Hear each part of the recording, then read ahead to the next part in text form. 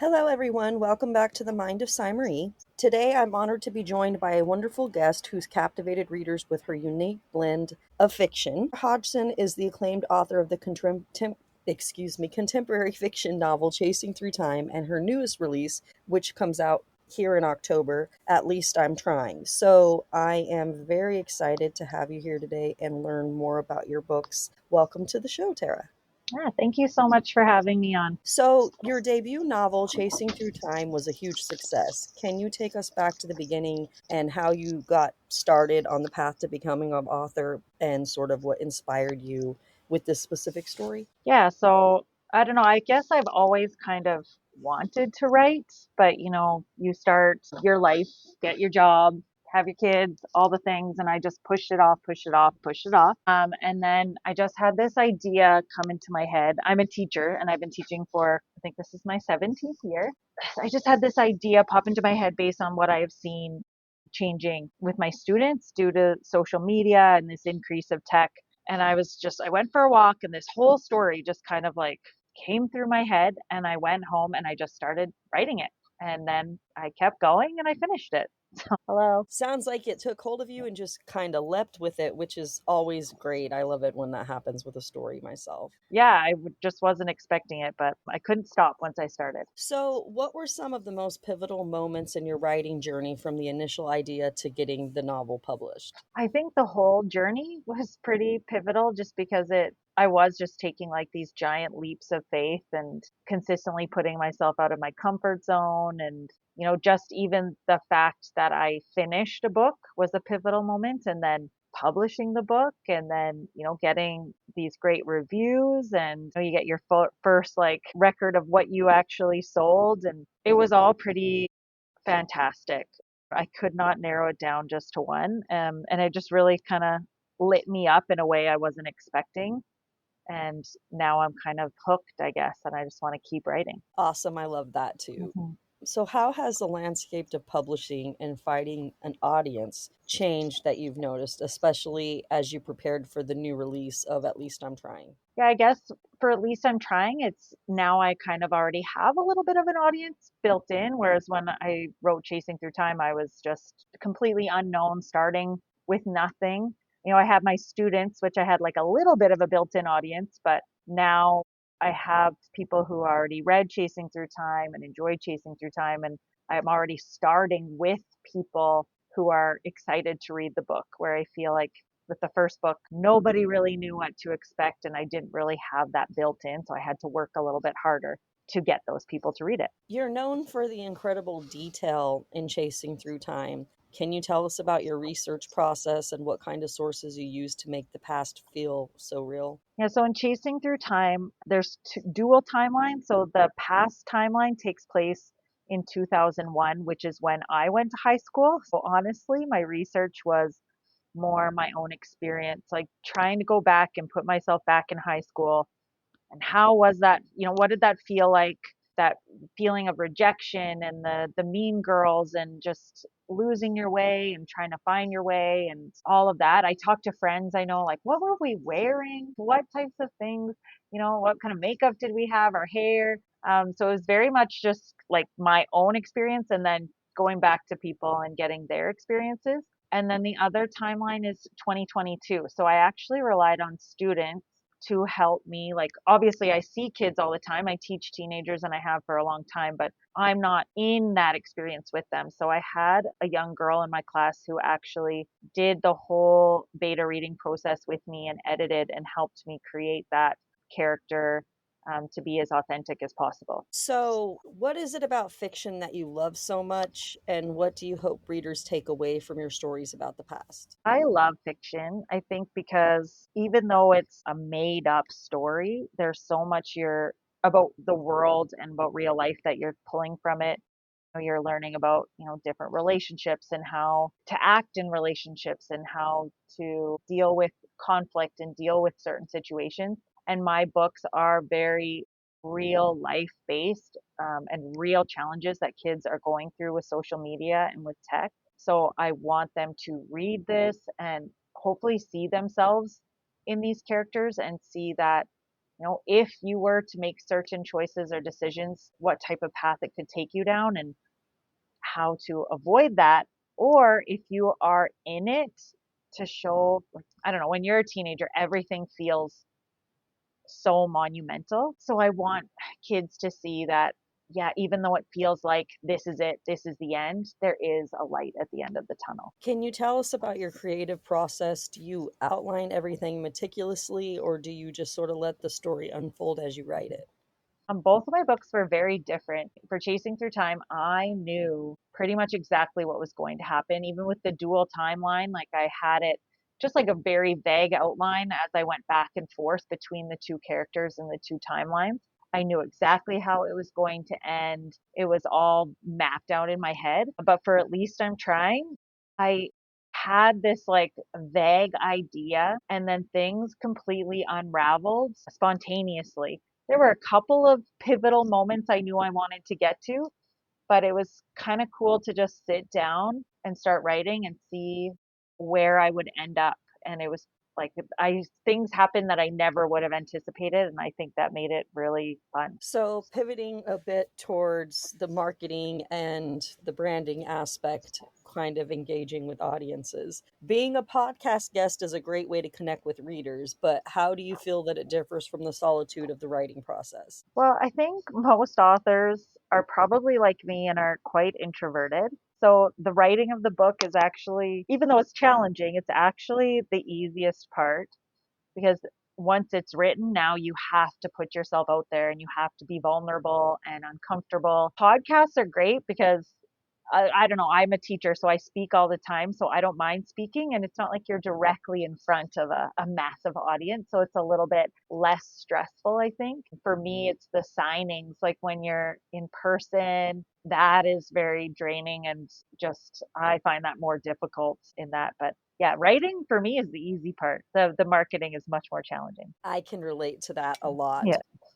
Are there any authors who have influenced your writing and perspective? Yeah, absolutely. I think just because I teach teenagers and I have for so long, I've always gravitated towards like YA fiction. So authors like John Green is just he's amazing. He's the king of young adult fiction. I love everything he does. But more recently, Kathleen Glasgow, she writes these incredible books like Girl in Pieces that are very authentically real that I just the way that I hope mine are. And she deals with very difficult, challenging situations and does it in such a beautiful and sensitive way. And every time I read a book of hers, I just hope that I can do my subject as much service as she does because she's so great. Oh, that's some high praise there. Yeah. In your experience, what makes contemporary fiction valuable to readers beyond just being an entertaining story? Yeah, it kind of touched on that before in that just because it's fiction doesn't mean we can't learn from it. I saw like a little quote that somebody said instead of calling nonfiction real and fiction not real, nonfiction is learning through information and fiction is learning through imagination. So I think we can take so much away from fiction because even though it is like a made up story, we're still touching on such important elements and themes. And my books, especially, I want to touch on these hard, real life, relevant topics and people to see this imaginary character in this situation, but then now take from that and bring that into their own lives. And that's, yeah, I love fiction for that, is all those little elements you can pull and tie into real life. That was a pretty beautiful quote you just shared. Yeah, I saw it. I have to say, I think I saw it on Facebook or something, so I cannot take credit, but it just stuck with me. It's such a great way to describe it. Definitely. Too bad we don't know who the original I know. person was, but whomever you are out there, Yeah, that is some great advice. genius. What challenges do you see fiction authors facing today, especially when it comes to crafting compelling narratives? Well, I think probably the biggest challenge that I've seen, and again, I'm very new to the writing world, but obviously the AI controversies that are going around in that conversation. I think any art right now is kind of at this moment where are we going to lose this, this art form to AI? Could that potentially take over the writing world? When we can have a book written in 37 seconds, is that going to be the future of writing books? I really hope not. I would prefer to write a book from a real human with real experiences. But I think that's definitely a challenge right now. I also like just new to the industry. It's very oversaturated. There are so many writers out there. So I think just finding your place and finding your audience and finding your voice is a little bit intimidating, and it's hard to kind of pick through and, find the people who are going to read your book when there's so many other people writing. That is very true. How do you stay inspired and continue finding new stories to tell after completing a major project?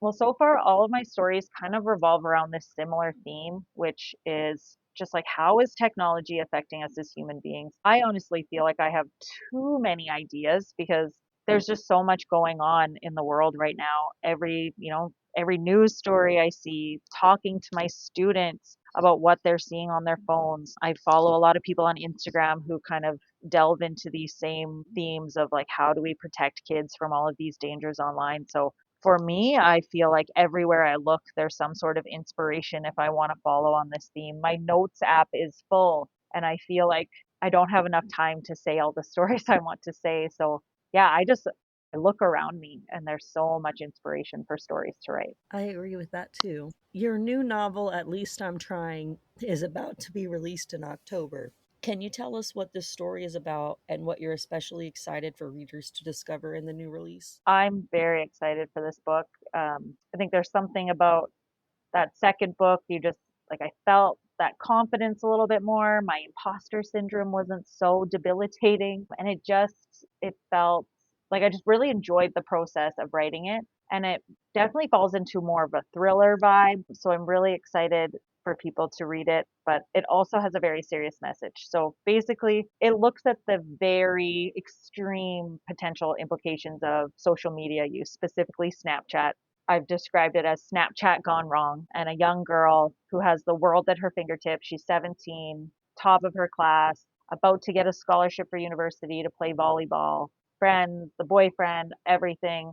She experiences this sequence of failures, which she's not accustomed to.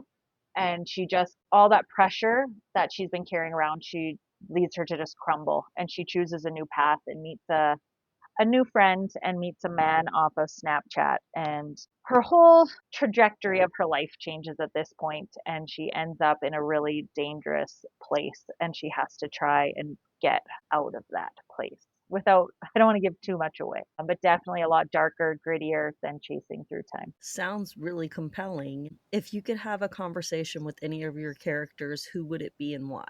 There are a few, but I think in this particular story, there's a girl that you meet named Cassie, and she becomes good friends with the main character, Reese. And we only see her obviously from Reese's point of view, but she helps kind of draw Reese into this really dangerous world. And we never do fully get her side of the story and why she does this and why she takes part in doing this to Reese. So I think it would be interesting to see her side of things and why she ended up doing this to her friend. That might be your next book. Yeah, it could.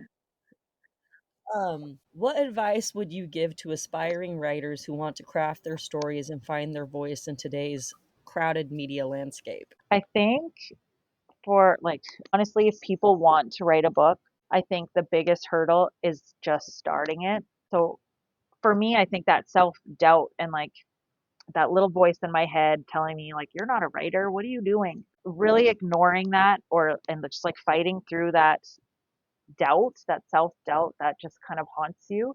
If people don't experience that, I am amazed at them and I worship them because they're phenomenal.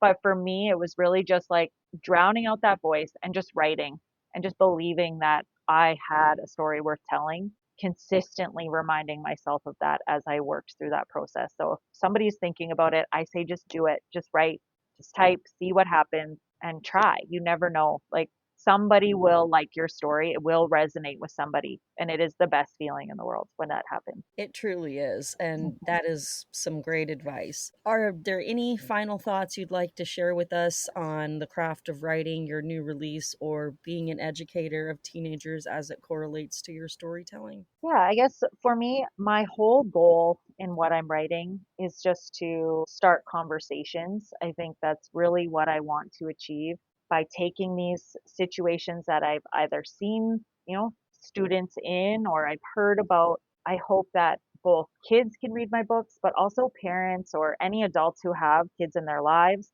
And let's start some difficult conversations because whether we like it or not, cell phones have become the main character in in most teenagers' lives. And I think we need to talk about more of what's going on behind those screens and just open those floodgates of communication, even if it's hard topics to talk about. And that's really what Chasing Through Time and what At Least I'm Trying, what they're meant to do is start those conversations. Awesome. That's beautiful. I'm going to have in the description notes the places where you can further contact Tara and follow her work so you can stay up to date on whatever she's doing next. And of course, to go and pick up At Least I'm Trying. Tara, again, thank you so much for joining me today on The Mind of Cy Marie. Obviously, your insights into storytelling and your passions for everything here are truly inspiring. And I think that you're an inspiration to many as an educator out here trying to foster those conversations being started so that parents can be more active and engaged in what their children are doing. I happen to have a 14-year-old son, so I completely understand where you're coming from, and Hmm. I couldn't agree more.